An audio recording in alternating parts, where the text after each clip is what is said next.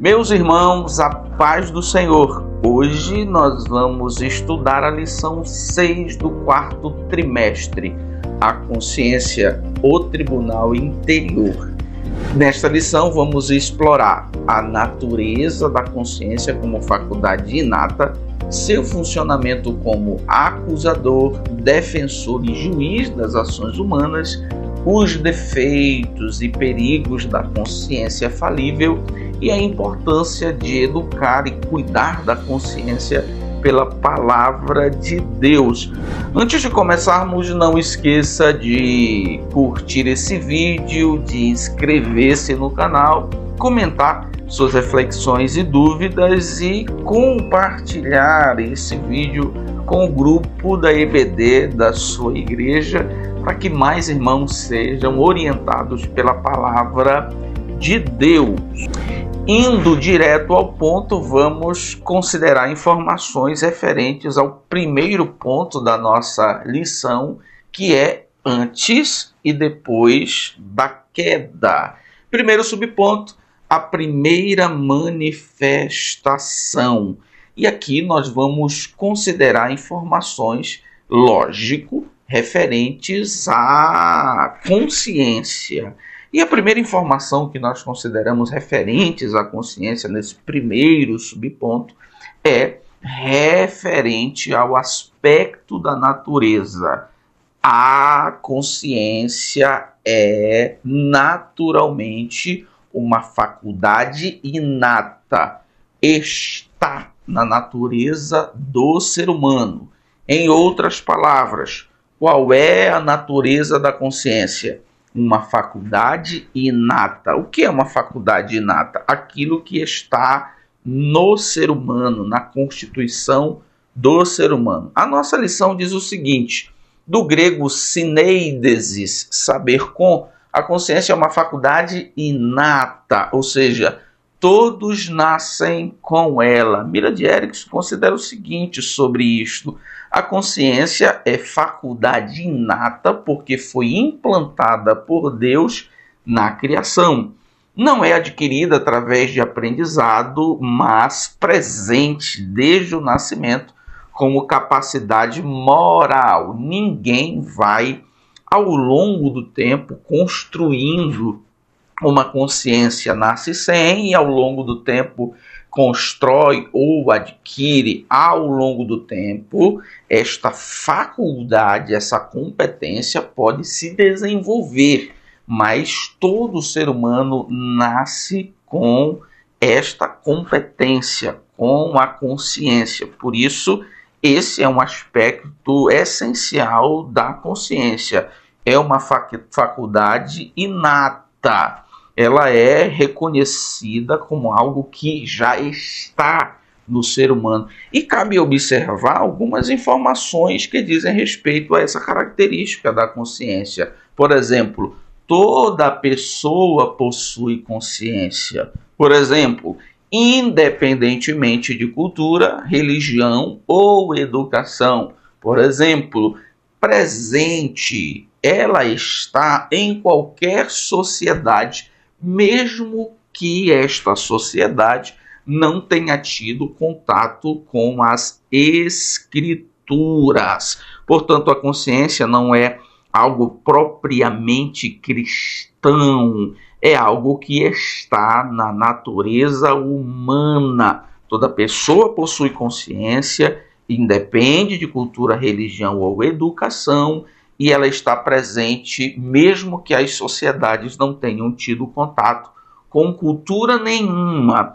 Sobre a consciência, nós, em segundo lugar, nesse primeiro subponto, consideramos o aspecto do lugar, onde está na constituição humana, onde Deus colocou na constituição humana a consciência, na alma ou no espírito. Nós vamos perceber que esse é um debate sensível, no qual não existe acordo. Mas o que é que nos importa? Não é muito saber onde está a consciência, é saber que ela existe e é uma dádiva de Deus. O texto da lição diz o seguinte: é como um sensor moral instalado na alma humana. Abre-se o parêntese para se reconhecer o seguinte: alguns teólogos consideram que seja no espírito, ponto.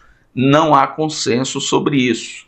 Fecha parêntese. E aqui eu quero te ajudar, a fim de que você, na sala de aula, apresente para os alunos a posição que defende o lugar da consciência na alma e a posição que defende o lugar da consciência no espírito, com o intuito de informar os alunos para que no final se tenha o que é mais importante: é saber, é crer na consciência como uma faculdade inata, sendo uma dádiva de Deus dada ao ser humano.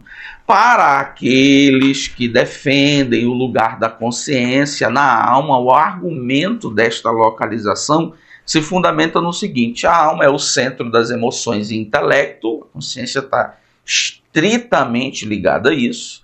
A consciência produz sentimentos como culpa e vergonha, algo típico da alma. A consciência é função cognitivo-afetiva, ou seja, está ligada ao sentimento e à compreensão, ao raciocínio, coisas típicas da alma. Nessa perspectiva, a consciência está na alma. Mas existe outra posição, e a outra posição é que a consciência está localizada no espírito. Quais são os argumentos do grupo que defende a localização da consciência no espírito?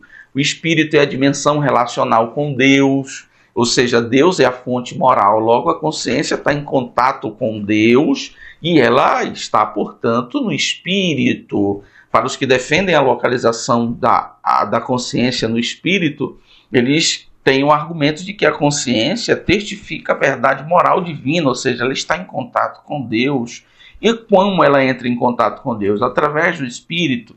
Para os que defendem a presença da consciência no espírito, tem-se que o espírito é receptor da graça transformadora. A consciência pode ser atingida por valores morais do céu e ela recebe isso porque está no espírito. Ou seja, nós temos aqui dois posicionamentos, nós não temos nenhum acordo. Mas o que é importante para nós, repito, não é saber onde está a consciência, é saber que todo ser humano possui consciência, possui esta dádiva moral da parte de Deus. É o que o nosso querido teólogo Antônio Gilberto considera. A exata localização é menos importante que reconhecer a função.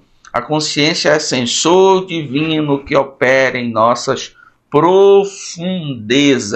Sobre o primeiro subponto, em terceiro lugar, nós consideramos esse aspecto da consciência, ela como uma dádiva que serve ao propósito da criação humana, no sentido de que ela define, orienta, ajuiza, escolha e orientações. O texto da nossa lição diz o seguinte: é uma capacidade dada por Deus para o homem. Abro um parêntese para dizer que a consciência é resultado da graça comum. Todos, não precisa ser crente, logicamente, possuem consciência, esse senso, essa limitação moral que eu costumo dizer que não deixa o ser humano ser mal tanto que ele pode ser. Portanto, a consciência é uma dádiva de Deus para o homem, a fim de que ele tenha a capacidade de discernir entre o certo e o errado e assim orientar as suas decisões. E por fim, nós temos o exemplo do jardim, né? A primeira manifestação da consciência. O texto da nossa lição diz o seguinte: o homem transgrediu e experimentou o funcionamento acusativo da consciência, o que resultou em culpa, vergonha e medo. Antônio Gilberto diz o seguinte: a experiência de Adão e Eva no jardim é prototípica, ou seja, é o primeiro exemplo, é o modelo de funcionamento da experiência humana em relação à consciência. É prototípica de toda a experiência humana com a consciência. Quando transgredimos, a consciência acusa imediatamente, gerando culpa, vergonha e medo. A experiência de Adão e Eva no jardim é a nossa experiência, é a experiência da humanidade. Crente ou não crente, alcançada pelo Evangelho ou não, mediante erros, mediante transgressões, mediante decisões, mediante escolhas erradas. A consciência gera culpa, vergonha e medo. Até hoje, essa é a nossa experiência com a consciência. Dito isso, vamos ao nosso segundo ponto, o direito natural. Nós vamos compreender aqui que a consciência ela não trabalha num vácuo, ela trabalha fundamentada, ela trabalha sobre uma base, que é o direito, principalmente o direito natural. É por isso que nesse segundo ponto nós vamos considerar, em primeiro lugar, a base da consciência.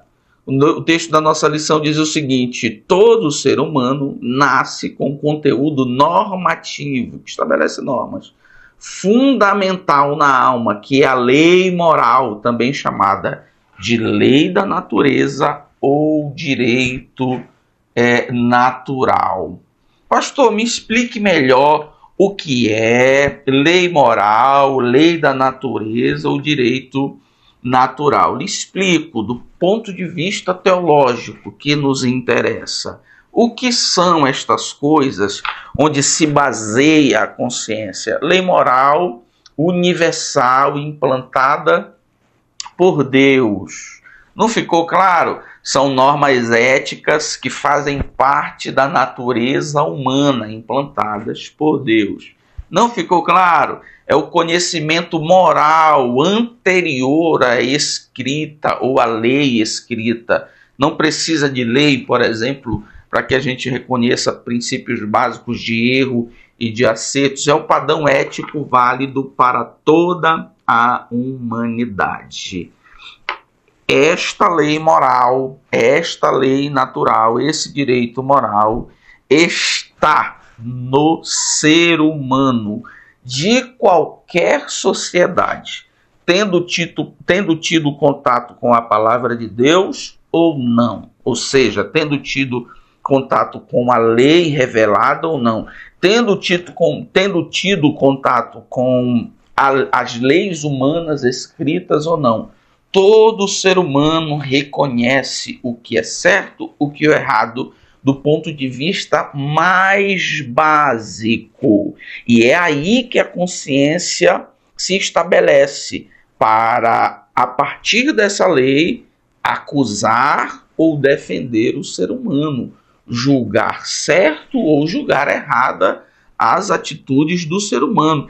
É sobre essa lei natural que o apóstolo Paulo fala em Romanos 2, 14 e 15, porque quando os gentios que não têm lei fazem naturalmente as coisas que são da lei, não tendo eles leis para si mesmo, são lei, os quais mostram a obra da lei onde? Escrita no coração. Isso aqui é lei moral, testificando juntamente com a sua consciência, ou seja, a consciência está baseada na lei moral e os seus pensamentos, quer acusando-os, quer defendendo-os. Em outras palavras, o texto do apóstolo Paulo demonstra que existe uma lei moral anterior e independente à lei de Moisés ou à própria Escritura Sagrada de um modo geral. Qual é o exemplo bíblico do funcionamento dessa lei natural? É o exemplo de Caim.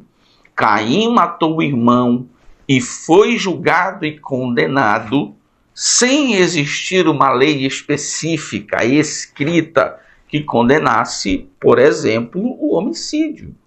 No Gênesis, isto é visto pela primeira vez em Caim, que feriu o direito natural, tirando a vida do próprio irmão. Não havia uma ordem legal explícita para não matar, mas o que havia uma lei natural, e ele foi julgado por essa lei natural. Stanley Orton considera o seguinte: Caim comete o primeiro assassinato na história humana sem que houvesse lei escrita proibindo o homicídio. Isso demonstra que o direito natural já condenava tal ato. Então, o direito natural é a base principal da consciência, ou seja, nenhum ser humano está livre do julgamento da consciência. Terceiro subponto, escrita no coração. É uma frase do apóstolo Paulo para dizer que a lei moral está escrita no interior, está no interior de qualquer ser humano. E nesse sentido nós consideramos, logicamente, informações sobre a universalidade da lei moral. O texto da nossa lição diz o seguinte, em Romanos 2, 12 e 16, Paulo faz referência à lei mosaica dada a Israel e à lei moral, o direito natural comum a todos os homens, inclusive gentios, os quais mostram a obra da lei escrita no seu coração. O apóstolo Paulo estava dizendo, olha, não é preciso ser judeu, não é preciso conhecer a lei de Moisés para fazer o que é certo. Os gentios fazem o que é certo, inclusive conforme a lei, tão somente porque eles já possuem a lei moral. Eles possuem a lei no seu coração. Louis Berkhoff, o teólogo, sobre isso considera o seguinte: Paulo estabelece distinção crucial entre lei especial, que é a lei mosaica, e lei geral, ou lei moral, ou lei natural. A lei moral é escrita no coração de toda pessoa, tornando-a, isso aqui é sério, responsável diante de Deus. E alguém pergunta como Deus vai julgar os seres humanos que não ouviram falar da palavra de Deus. Com base onde? Na lei natural, na lei moral, no direito natural. É por isso que nenhum ser humano é inexcusável, ou seja, é livre de acusação diante de Deus, mesmo que ele não tenha ouvido a palavra de Deus, porque ele já recebeu, por graça, por dádiva de Deus, essa lei, esse direito, esse senso moral na sua constituição natural. Nós consideramos o fato de que, muito embora a lei natural ela tenha esse estágio de estar escrita no coração, mas ela passou durante a história da humanidade a ser registrada. E a gente pode falar de registros, a nossa lição vai falar de positivação, ou seja, quando a lei deixa de ser apenas uma espécie de lembrança, de pensamento, e passa a ser registrada. O nosso texto diz o seguinte: antes da codificação do direito natural pela lei mosaica, outras sociedades antigas tinham seus regramentos. Os princípios eram os códigos, os principais, melhor dizendo, eram os códigos mesopotâmicos de Ur-Nammu, Lipt, Instar e Hammurabi, o mais conhecido deles. Nós temos o caso da lei de Moisés, nós temos o caso dos códigos e das leis mesopotâmicas. E nós vamos perceber que entre a lei de Moisés e esses códigos legais mesopotâmicos, que entre eles o mais famoso é o Código de Hammurabi, existem muitas semelhanças, existem leis que são parecidas, e alguém vai dizer, olha, a revelação de Deus não é tão especial assim. Mas por que são parecidas? Porque elas se baseiam na lei natural de preservação da vida, de preservação de direito privado, de propriedade privada, de respeito ao cônjuge alheio, de abominação da preguiça, de abominação do roubo, do respeito aos animais, e assim sucessivamente. São registros humanos do que já está como lei natural no coração. Dito isso, vamos ao nosso segundo ponto: funcionamento da consciência. E aqui nós vamos perceber que a consciência opera em 3 operações. Primeiro, acusação, ela denuncia o mal. Segundo, defesa, ela prova o bem. Terceiro, julgamento, ela emite veredito, seja para confirmar o que é bom, seja para condenar o que é mal. Primeiro subponto, acusação, defesa e julgamento, a dinâmica de operação da consciência. E aqui nós vamos ter alguns exemplos bíblicos que demonstram o funcionamento da consciência.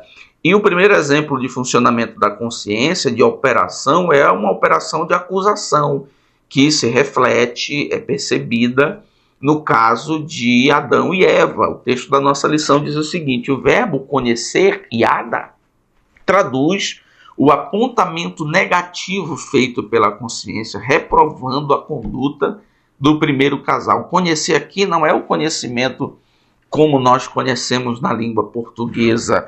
Conhecer aqui, na verdade, é uma transformação fundamental na consciência, ou seja, eles estão experimentando culpa e exposição.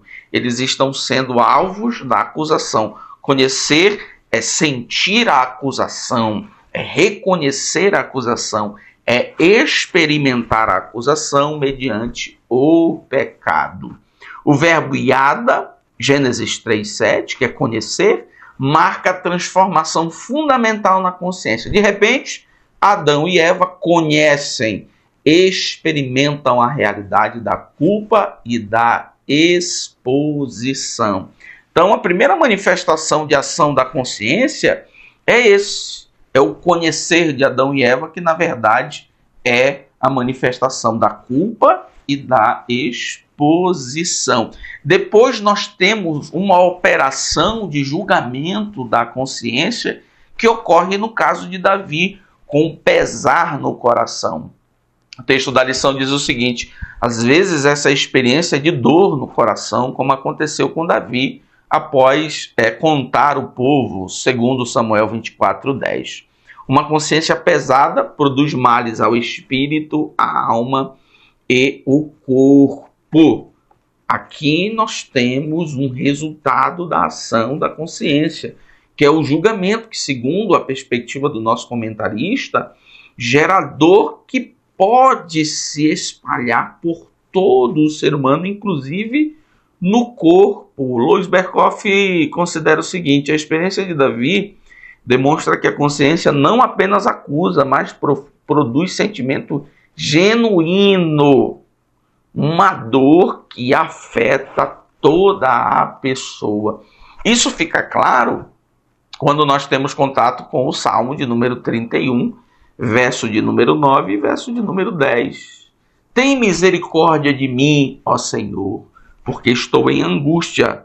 Os meus olhos, a minha alma, o meu corpo se consomem de tristeza, porque a minha vida se gasta de dor e os meus anos de suspiro. As minhas forças se enfraqueceram por causa da minha iniquidade e os meus ossos se consumiram. Olha o alcance do resultado do julgamento da consciência. Uma dor que começa na parte imaterial do ser humano, alma e espírito, mas que se irradia, por assim dizer, no corpo. O julgamento da consciência é forte e implacável. Ela acusa, ela julga e também defende. Ao lado do pesar da dor que ela pode causar em toda a constituição humana, quando ela defende, ela também causa bem-estar, tranquilidade, leveza, saúde emocional. Mesmo que o mundo esteja caindo ao redor, quem está bem com a sua consciência, é claro, uma consciência orientada pela palavra, vive com tranquilidade. É como dizem: eu deito, durmo e acordo porque a minha consciência está limpa. É verdade que tem quem não está com a consciência limpa, não tem, às vezes, nem o sono da noite. Segundo subponto, vãs justificativas. Aqui nós vamos perceber como a consciência é implacável no seu juízo, de maneira que ela não aceita justificativas. E aqui nós vamos perceber, em primeiro lugar, nesse segundo subponto, a tensão entre a desculpa justificativa e a confissão. A consciência é implacável no seu julgamento. Ela não aceita justificativas. Só há uma saída: confissão. Mas vamos entender informações referentes à justificativa. O texto da nossa lição diz o seguinte: Adão fez o que se tornaria comum ao ser humano. Tentou se justificar, certamente buscando aplacar a consciência. A mulher que me deste por companheira, ela me deu da árvore e comi. Eva seguiu o mesmo caminho, culpando a serpente. Olha a análise da justificativa, da desculpa, na perspectiva de Adão. Ele culpa a mulher, culpa a Deus, porque ele disse: foi a mulher que me deste. Admite a ação, comi, mas nega a responsabilidade pessoal. Essa é a nossa experiência também, algumas vezes, com a consciência. Ao lado da confissão vai estar tentação permanente e forte da desculpa, da justificativa. E a base da justificativa é afastar de si a responsabilidade. Mas não é só afastar de si. A desculpa, ela é tão má que, além de afastar de si a culpa, ela lança a culpa sobre as pessoas. E aqui nós vamos ter, por exemplo, justificativas humanas. Milad Erickson diz o seguinte: as justificativas humanas são como analgésicos que mascaram o sintoma, mas não curam a doença. A consciência continua ferida. A consciência é implacável. Você pode tentar desculpar-se para você mesmo ou convencer você mesmo, mas esse convencimento às vezes não dura nem um minuto. Mas existe outro tipo de justificativa. Existem justificativas teológicas. Stanley Horton diz o seguinte: a consciência não é impressionada por sofisticação teológica. Tem gente que faz assim uns contorcionismos teológicos para tentar se defender de pecado, geralmente sobre divórcio, novo casamento, traição. Faz assim uns contornos teológicos para tentar se justificar, mas a consciência não é convencida por sofisticação teológica. Uma justificativa elegante continua sendo justificativa e a consciência continua acusando. O julgamento, a acusação da consciência é implacável. E agora, qual é a saída? Confissão. O texto da lição diz o seguinte: a confissão e o afastamento do pecado são o remédio para a alma. Então nós temos aqui a saída, a resolução do problema. Confissão. Pastor, o que é confissão? Reconhecimento verbal da culpa, sem justificativa, sem transferência de responsabilidade e uma honestidade radical para dizer, como disse o salmista no Salmo 51, eu pequei, é minha transgressão, é meu pecado, contra ti eu pequei. É preciso ser muito mulher e muito homem para ser corajoso para confessar e dizer: não é culpa de ninguém, é culpa minha. Isso abre uma porta de refrigério que a própria consciência é responsável por abrir. Terceiro subponto: debate no tribunal. Nós somos ajudados pela metáfora do tribunal para entender melhor o funcionamento da consciência. Quando nós entendemos a estrutura de um tribunal, nós compreendemos melhor a dinâmica de funcionamento da consciência, porque nós vamos ter aqui o acusador, a consciência apresenta o caso, nós vamos ter a figura do juiz, a consciência decide, nós vamos ter a figura do veredito, ela emite uma decisão, uma aprovação, uma reprovação. Nós vamos ter aqui o julgamento, a sentença, melhor dizendo, que é paz ou perturbação, paz ou tormento. Como é que funciona esse tribunal? Qual é a dinâmica de funcionamento desse tribunal? Primeiro, a consciência se relaciona, ela dialoga com o tempo.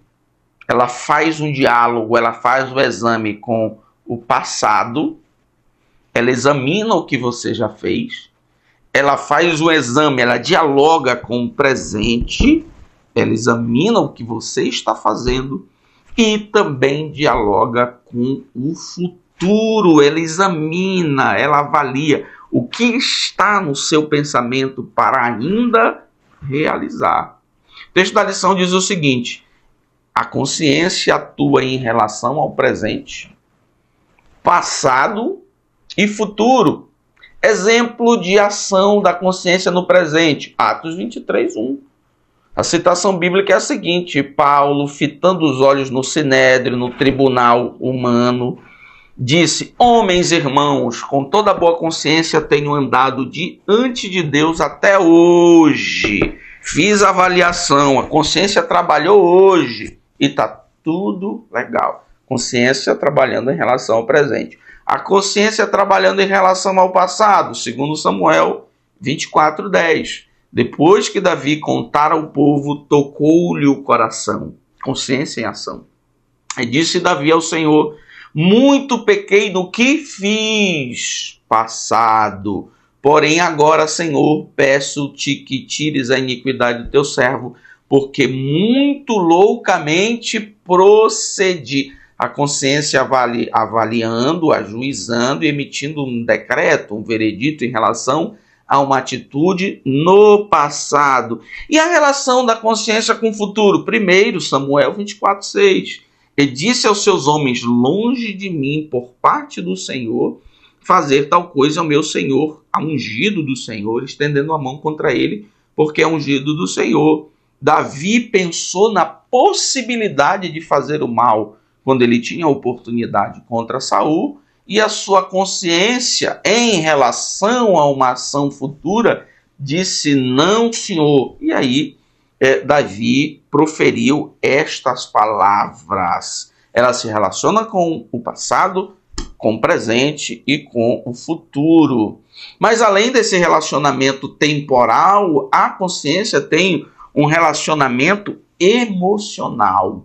Ela se relaciona com as nossas emoções, dialogando e examinando. O texto da nossa lição diz o seguinte: ela funciona interagindo com as demais faculdades humanas, principalmente os pensamentos e os sentimentos. Como é que nós vemos isso em ação? Romanos 2,15, os quais mostram a obra da lei escrita no seu coração, testificando juntamente a sua própria consciência e os seus pensamentos, quer acusando-os, quer defendendo-os. Louis Beckhoff diz o seguinte: a consciência não funciona em vácuo. Ela interage com pensamentos racionais que questionam, aprofundam e às vezes até contestam a sua acusação. Nós conversamos conosco mesmo, avaliando as nossas atitudes, ou seja, a consciência tem um diálogo com os nossos pensamentos e também tem um diálogo com as nossas emoções, ou seja, um diálogo intelectual e emocional, porque ou nós ficamos tranquilos, felizes com uma aprovação da consciência, ou nós ficamos perturbados com uma desaprovação da consciência. Sobre o tribunal, nós temos ainda o veredito. O texto da nossa lição diz o seguinte: esse processo gera na mente um exame interior, uma investigação pessoal, com o objetivo de alcançar um veredito favorável, uma consciência limpa, como se registra em 2 aos Coríntios 1:12. Dito isso, vamos ao nosso terceiro ponto. A consciência, senhoras e senhores, é falível.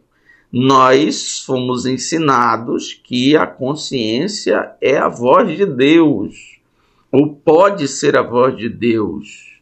Nós precisamos ter cuidado com esta afirmação, porque a consciência, assim como o restante do ser humano, também foi prejudicado pelo pecado, e nós não podemos confiar cegamente, 100%, na nossa consciência. Consciência é falível. Primeiro subponto, defeitos da consciência. A consciência, embora inata e sendo uma obra divina, foi corrompida pelo pecado original, tornando-a falha, falível. Não é infalível como Deus. Pode ser distorcida, enfraquecida ou endurecida, perdendo a sua capacidade de discernir corretamente o bem e o mal.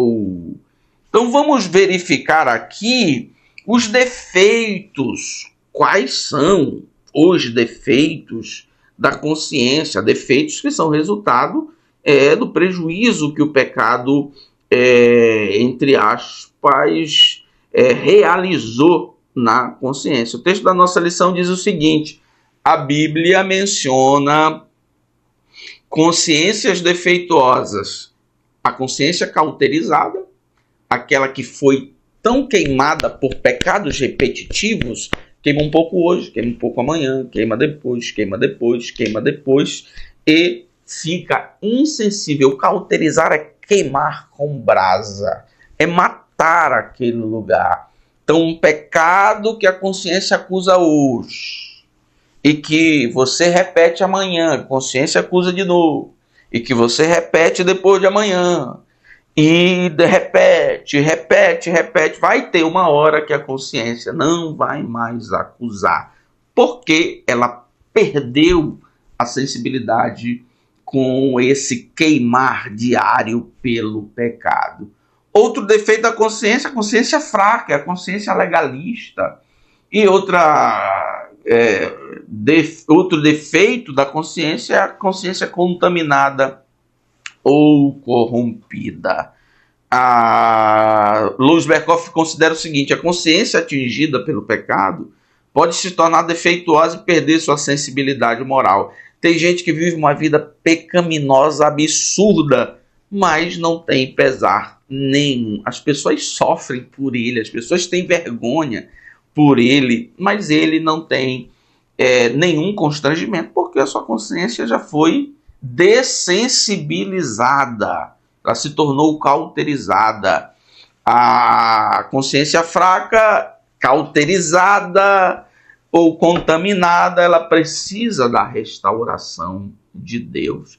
E aqui nós temos os perigos para as consciências. Além das consciências defeituosas, nós temos um perigo, ou os perigos para a consciência, que é ou o perigo da insensibilidade, ou o perigo da hipersensibilidade. A administração que nós fazemos da nossa consciência requer equilíbrio. O texto da nossa lição diz o seguinte: todo desequilíbrio é perigoso. A insensibilidade leva à complacência com o pecado, nada é pecado. E a hipersensibilidade produz o extremismo, tudo é pecado. Então, nem a hipersensibilidade, de imaginar que coisas básicas da vida são pecado, tem crente perturbado, escravizado pela hipersensibilidade da consciência. Um defeito, uma consciência prejudicada no seu funcionamento, que não deixa o crente, inclusive, viver em paz consigo e nem viver em paz com as outras pessoas, porque ele imagina que todo mundo é um pecador miserável e ele jamais vai conseguir ser um santo conforme ele imagina que possa, porque ele tem um defeito na consciência. Sua consciência é hipersensível, mas tem crente que vive uma vida vergonhosa do ponto de vista de viver de maneira irresponsável, cometendo pecados, e alguém diz: ele tem a cara limpa. Ele tem a cara limpa porque a sua consciência não funciona mais. Todo desequilíbrio é perigoso. Onde é que a gente acha o equilíbrio? No direcionamento da palavra de Deus. E compreendendo o que nós vamos compreender em segundo lugar, no terceiro ponto. Deus é o supremo juiz. Então nós temos aqui a perfeição do juízo. Onde está o juízo excelente? Onde está a supremacia do juízo? Onde está o julgamento perfeito, absoluto? Em Deus, não na nossa consciência. Nossa consciência pode falhar. Existem coisas que você imagina que é certo e a sua consciência não acusa e são erradas. E tem coisas que tem gente que não faz, que acha errada, e na verdade são atitudes corretas. Então a gente não pode confiar cegamente na consciência. Nós devemos confiar no escrutínio, na visão que Deus tem das nossas vidas, de inclusive conhecer pecado que nem a nossa consciência verificou. Então nós temos em Deus a perfeição. O texto da nossa lição diz o seguinte: devemos sempre nos submeter humildemente a Deus, ainda que a nossa consciência não nos acuse. Somente Ele, o supremo juiz, pode sondar o nosso interior e expor os mais profundos desígnios de nosso coração, mesmo que sejam ocultos. Existem pecados ocultos que passam despercebidos pela consciência. Eles vão nos prejudicar se nós não nos entregarmos ao reconhecimento de que Deus, onde a consciência falha, é poderoso para reconhecer até pecados que nós não reconhecemos que estão no nosso coração. Deus não é apenas o juiz externo, mas o sondador interno. Sua capacidade de examinar o coração excede qualquer autoexame humano, revelando pecados ocultos ou não percebidos pela consciência. Geralmente, a consciência não percebe um pecado oculto perigoso, que é orgulho, soberba. Esse pecado oculto, por muitas vezes, passa despercebido, entre aspas, pela peneira da consciência. Mas Deus, o supremo juiz, não deixa passar despercebido. Eu termino com a citação do comentarista, do teólogo Louis Berkhoff. Deus, como supremo juiz, penetra além da consciência humana, expondo intenções profundas que nem mesmo o indivíduo percebe. Senhoras e senhores, esta é a nossa lição de número 6, Consciência, o Tribunal Interior. Deus abençoe a sua vida, Deus abençoe a sua turma de Escola Bíblica Dominical, Deus abençoe a sua aula domingo de manhã.